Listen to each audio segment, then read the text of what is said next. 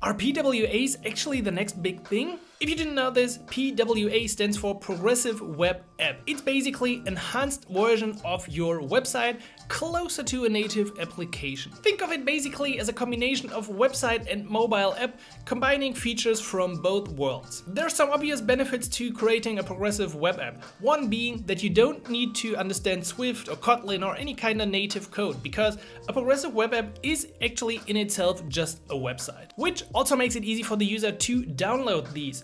You can just go to the version of your website and they will see a pop-up, at least on Android, which prompts them to install the progressive web app version.